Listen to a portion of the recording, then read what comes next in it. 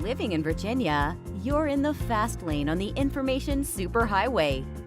We've invested $3 billion in Virginia's broadband network to give you one of the fastest internet connection speeds in the world, so you can build relationships, bring new business to our state, and meet the future of education.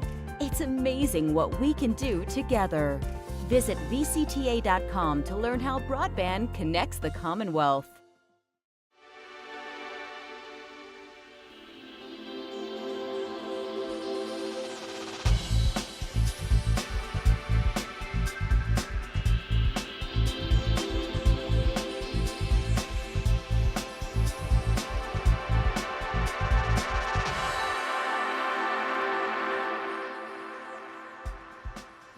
From the General Assembly and the City of Richmond, I'm Woody Evans for Cable Reports, brought to you by the Virginia Cable Telecommunications Association and Charter Communications, connecting Virginians to their government.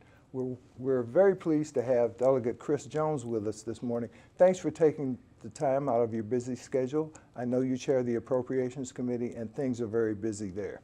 They are. Good morning, Woody. Good to be with you. Tell us a little bit about your hometown, Suffolk, and Chuckatuck. Well, 1960, my dad and mom moved from Smithfield to Chuckatuck to open a pharmacy. I was born at Oversea Hospital in 1958, so I'm a native in that sense and have lived there since 1960. And Dad had the store for 38 years and went to John Yates High School and went to Randolph-Macon and MCV, and then opened up my drugstore about 33 years ago. So I know you served on the city council and eventually you were mayor of Suffolk. What got you interested in politics? Someone came into the pharmacy and told me I needed to run and didn't have any desire to get into politics. It was totally not on my radar screen. Blue jeans, tennis shoes, flip-flops, t-shirt was what I preferred to wear. And he said, if I'll get the signatures, will you consider running? And I told him I would. And that was in 1986, and we ran and we won. And I had served, I was in my third term and had decided I wasn't going to serve any longer. I was going to get out of politics. I announced that, and then Bob McDonald, then a former member of the House and of course governor, came and recruited me.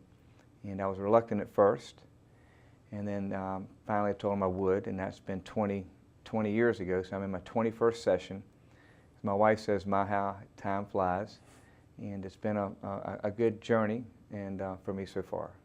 Tell us a little bit more, excuse me, about Suffolk. I understand that it has the largest land mass in terms of city in the Commonwealth of Virginia. It does. We merged back in the early 70s with the city of Nansemond, and it created about a 428 30 square mile city, which makes it very challenging. It's grown exponentially in the last 20 years, especially with the light of the opening of the Monitor Merrimack Tunnel in North Suffolk, going from Suffolk to Newport News. It's created a kind of a thoroughfare right in the center of Hampton Roads. And so in the last 20 years, we've seen some dramatic growth in the northern end in particular. And so it's changed a lot, but remained the same. It still has a small hometown feel. What about employment there? What's the largest employment opportunity there? Well, you're going to see a lot in the northern end. We've got Lockheed Martin, we've got Northrop Grumman, a lot of people work at the shipyard, a lot of executives, we've got planters, peanuts. It's diversified. We're very fortunate in our growth in the last handful of decades. It's been more diversified as we've become less residential and more commercial and diversified in our base, which has been very good for us. We've got a lot of health systems. We've got Centera, Bon Secours, Riverside, Children's CHKD are all up in the North Suffolk area. And so that's a big part of what is going on in that part of our city. So is there a lot of waterfront property there where people live? There is. Yeah, I got a lot of lakefront property as well. We've got the lakes for Norfolk and Portsmouth are actually in Suffolk that supply their cities with their water. Tell us a little bit about the changes that have occurred here in the General Assembly, especially the House of Delegates, given the recent election. Pretty dramatic. We went from about 2 to 1. 2 out of 3 seats were held by Republicans to 50-50 in essence. It's 51-49. When I came in 20 years ago, it was 50-50. So I have been in this situation before, but not many in the House have seen that. I'm number 9 in seniority, which is hard for me to believe out of 100. So only maybe 12 to 15 have seen, you know, a parity, almost an evenly divided chamber. It's different, but I think in many ways it's good because you spend more time, I think, on some bills you wouldn't have before, potentially because you may have the 2-to-1 margin. So, you know, for me, it's not a big change on the 13th floor working with the budget because we're less partisan there and more we just got to get down to the business of the people. It's a $100 billion budget. It takes a lot of time to go through it in the way it should be, you know, gone through, and still have to work very closely with the Senate and with the governor and the administration. And so my job really hasn't changed as far as 5149. It's just, you know, more amendments to consider and contemplate. A lot of new women members, a couple of them, I believe, have brought their young children here. Yes, they have. We got, I think there were at least, 12 or 13, I don't know the exact number, I should, but the overwhelming majority of the 19 new members are female, which brings a different and good perspective, I think, to the body. Well, I wanted to congratulate you on being reappointed as chairman of the Appropriations Committee, but more so of your appointment regarding a Democrat to a subcommittee. Talk to us about that. Well, Luke Torian from Prince William, he's senior, the ranking Democrat on the committee. Luke's a conferee on the budget, and in the way this is, you know, we've got the committee, then you have your subcommittees, and you've got subcommittee chairman, and so we're all subcommittee driven, all of our committees at the General Assembly, but really in particular appropriations, because, you know, we have HHR subcommittee. They'll get as many bills in that subcommittee as the majority of the standing committees as far as work they have to do. So it's a different approach that we have as far as how we work closely together. And so when the opportunity arose we had 5 new vacancies as far as subcommittee chairman. We had 8 subcommittees, I had 3 remaining chairmen, and I felt Luke would do a very good job, and regardless of whether he's a Democrat or Republican, he's demonstrated to me he cares very deeply about what we do, and he has a very conservative approach to how we spend the taxpayers' dollars, and someone I trust and have worked very closely with. And I thought it was a no-brainer, and I think he was surprised when I approached him to ask him would he consider doing it, because it's not lost on me. Him the only one, you know, in the Assembly who's a Democrat, you know, serving as a co-chair in a Republican-controlled chamber.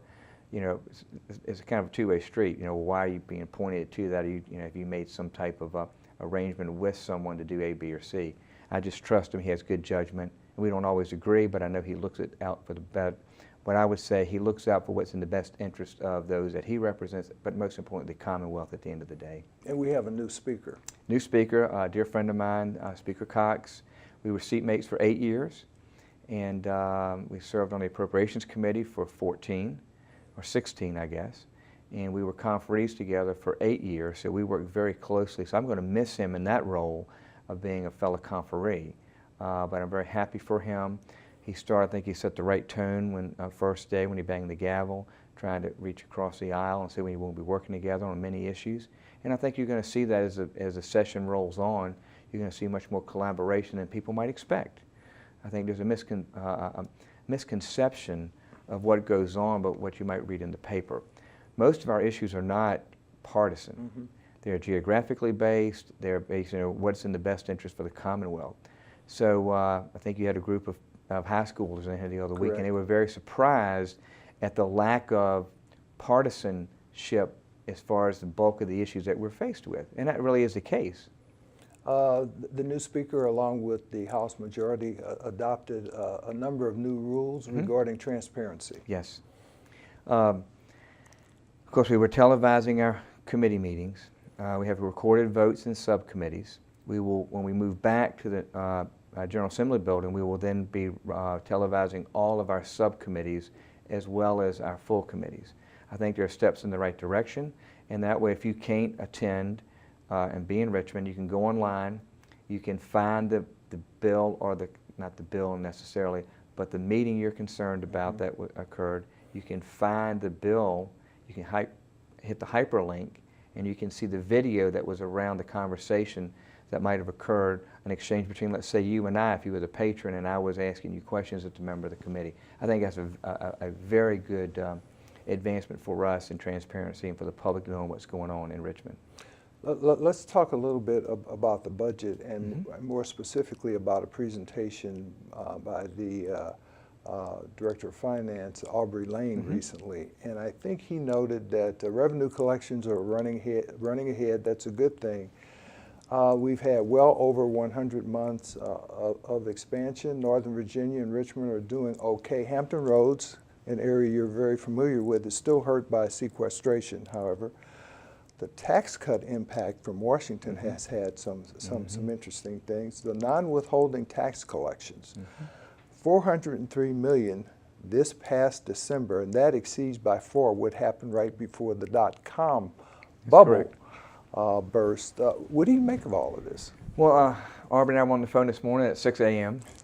We talk at least daily, sometimes more frequently than that. We noticed last month an uptick in collections on the non-withholding. I get the daily deposit reports. What does non-withholding mean? Okay, that's people who estimate their taxes. In other words, you have your withholding taxes when you get paid every week or every 2 weeks or every month. It's taken out by your employer. That's deposited, that's kind of a routine deposit that we see and we can track. We look back, 30 years and we can tell you what percent should have been collected as of this date. Non-withholding is an estimate of what a taxpayer thinks they will owe at the end of the year. And you've got safe harbor rules, not to get in the weeds. Right.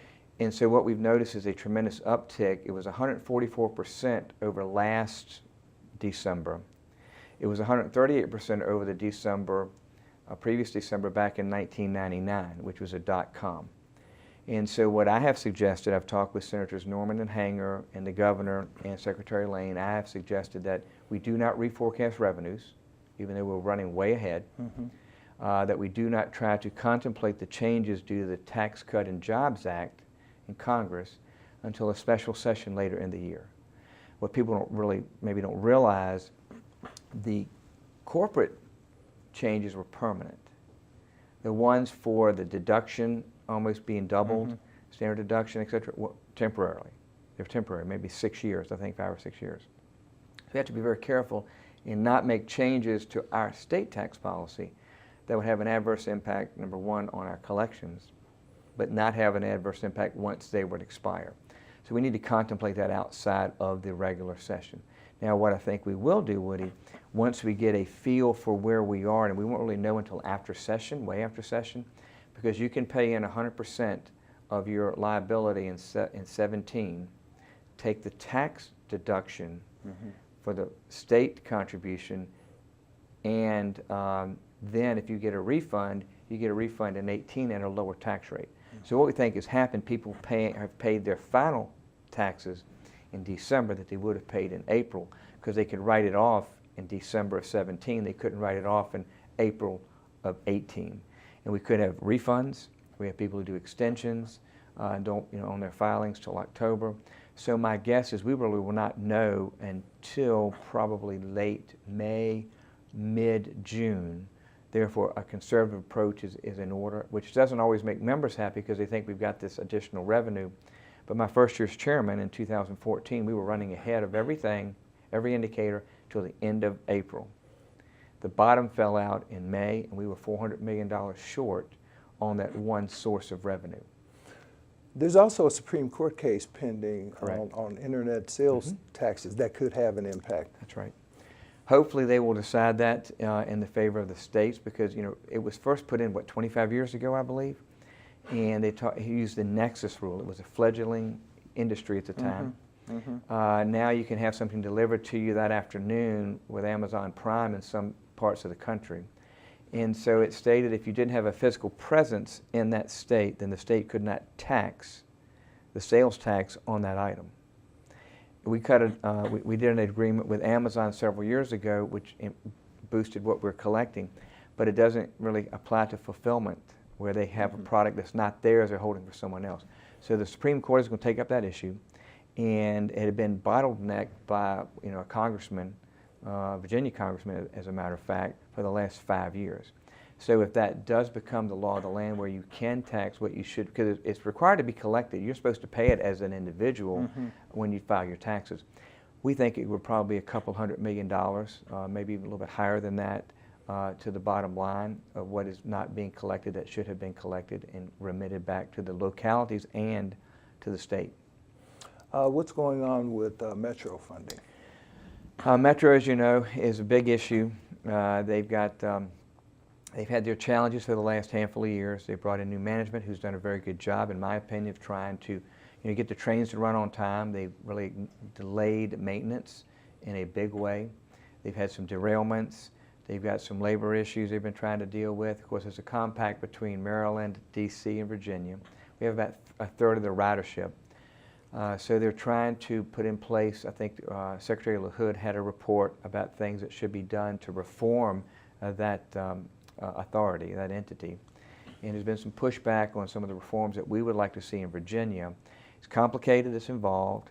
Bottom line is they're looking for about $150 million from the Commonwealth, an additional funding and commitment, which would be a light commitment from the other two partners to try to start investing in the rolling stock, redoing the rail, and the like, to make sure that they can be sustainable long term, be on time, safety, and try to increase their ridership. It's going out, Silver Line's going out to Dulles.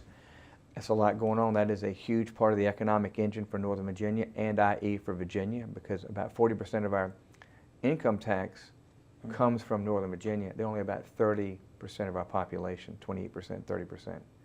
Would this be a dedicated source of funding for Metro? It would probably be a combination of taxes from Northern Virginia, transit occupancy tax, maybe a grantor's tax, some existing general fund from the Commonwealth.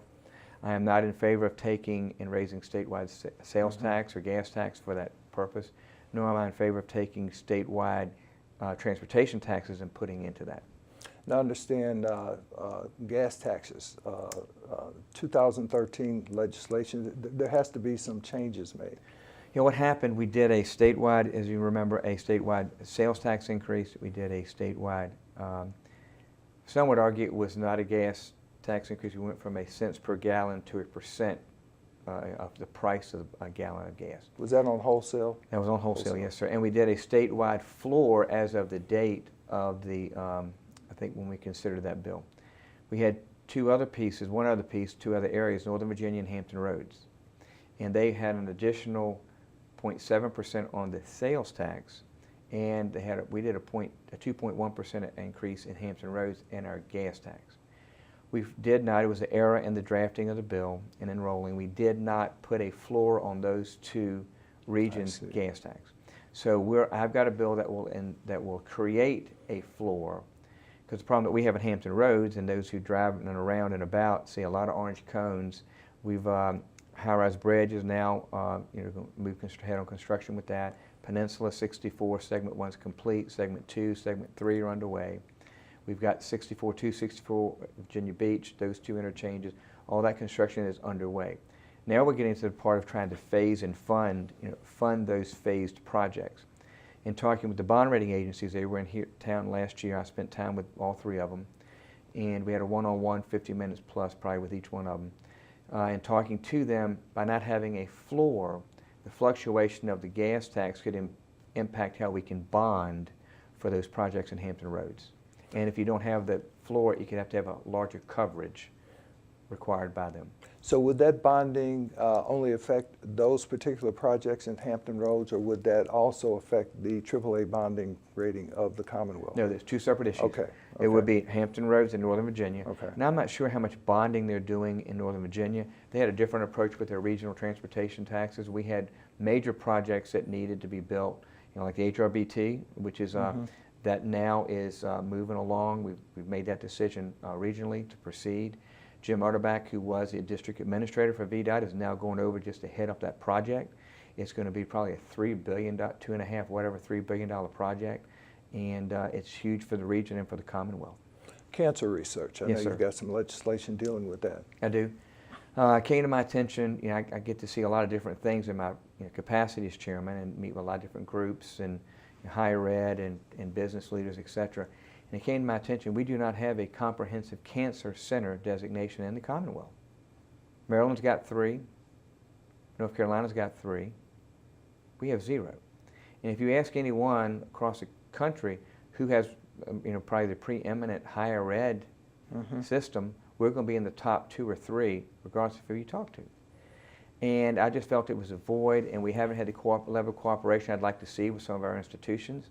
So I've got a bill that's going to create an advisory board to look at doing a consortium, try to figure out how we can attack and tackle that issue so we can have that NCI designation, because that would mean more dollars flowing into Hampton Roads and the Commonwealth from studies that might be performed due to that designation. Staying with the subject of health care, where are we on Medicaid this session?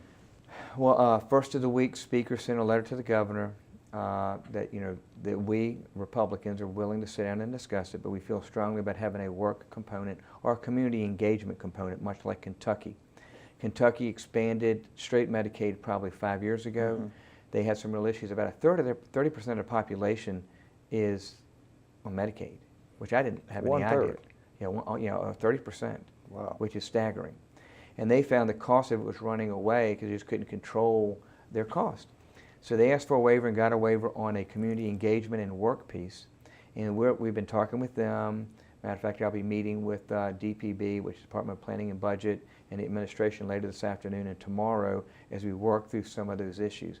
But I'm optimistic that at the end of the day we will find a solution to cover more Virginians when the session adjourns on the 10th of March. It's complicated, it's involved, but I do believe that we have an obligation, if we're going to expand coverage, it should be for those who need it. If those who are able-bodied and can work, it doesn't mean you have to be working a job where you're getting paid a wage. You could be engaged in the community, doing community work. Also trying to get your GED is what Kentucky has done, and also on training, which is not a handout but a hand up. You can train these individuals so you're just getting a job to work at minimum wage, but they can then help improve their station in life, and that's really what we believe we should be about. And my conversations with the governor and his chief of staff, I'm optimistic that we'll be able to find a common path. Now that waiver would have to be granted by the federal government, Health and Human Services, I believe. That is correct, yes, sir. I think it's 1115 waiver they call it. It's very complicated and involved, but you could do a dual track, like a hybrid approach. Sure. So there are ways we can make this work. What are we talking about in terms of the Medicaid population now? I believe there are a lot of women and children on it now. Correct. There are a lot of dual eligibles. Correct. You're age, blind, and disabled. Okay. And they're income limited. So what this would do is go up to 138% of the federal poverty level. And if it's a family of 4, 400% is like 96,000. So family of 4, I believe, is like 24,000 for 100%.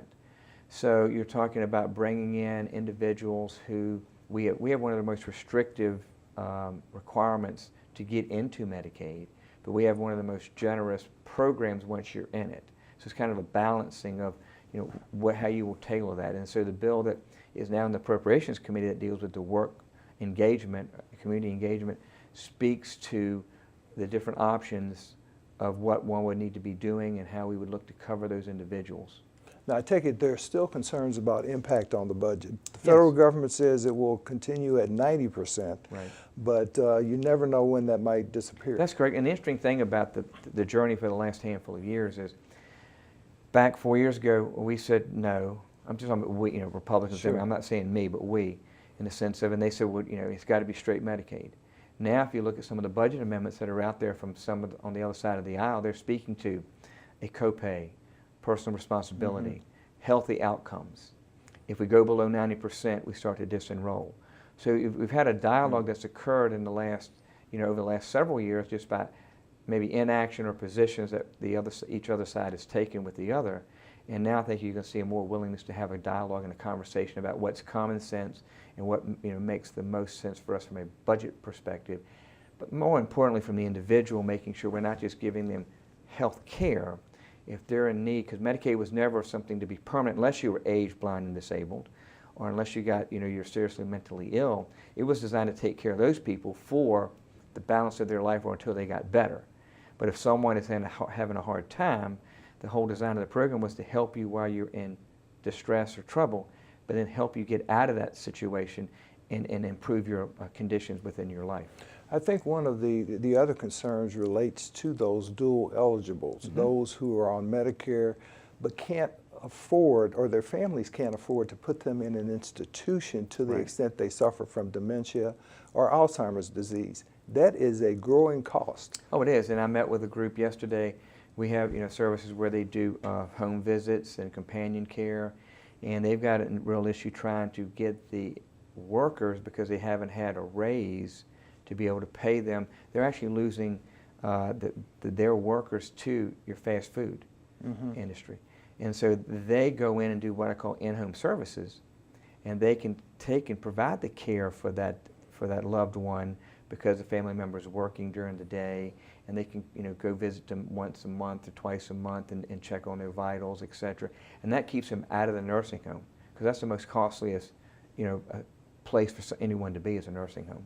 Speaking of another healthcare related matter, what's happening with the training schools? I know that there's one that's about to be shut down again. There's legislation to prohibit that. Yeah, we started about probably 8 years ago. We had a DOJ settlement. The Olmstead Act states that if someone is in a facility but they want to be in the community, you cannot keep them in a facility. And so we've been doing designing waivers, ID and DD waivers, intellectually disabled and developmentally disabled. We've redone those waivers into 3. We've got Southeastern Virginia Training Center down in Hampton Roads in Chesapeake. We've closed Northern Virginia. Southwest only has maybe, I think it's at less than 30 people there now. Their census will be 0 by June of this year. And then I think Central, which is in Lynchburg, will be down to probably 80. So there's 2 schools of thought. One is we need to close those 2 completely and just have Southeastern as a repository or the place for those very, very fragile to go for a period of time, and then try to get them out into the community.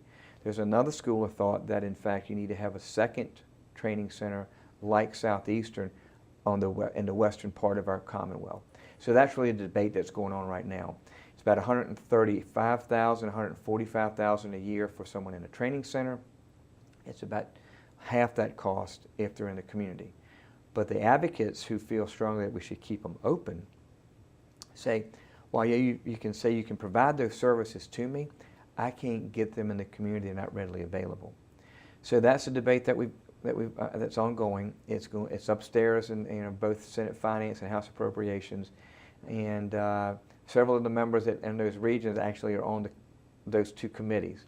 So it'll be a lively debate, I would assume, between now and the time we put our budgets out in 2 weeks. About 30 seconds left, but I know you want to talk about the claims proposal for the Norfolk 4. Yes, I was approached last year. About 20 years ago, unfortunately, there were 4 men who were wrongly accused and incarcerated, and then they got out of jail about a little over 10 years ago, 12 years ago.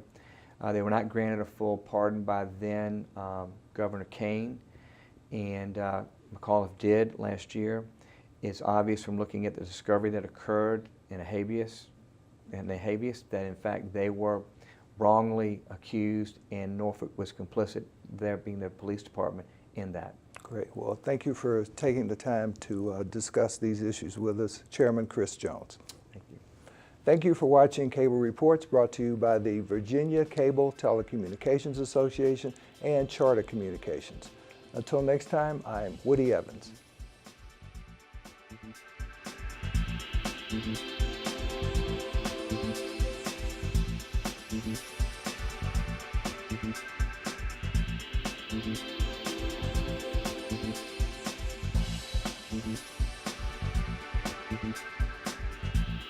Mm-hmm.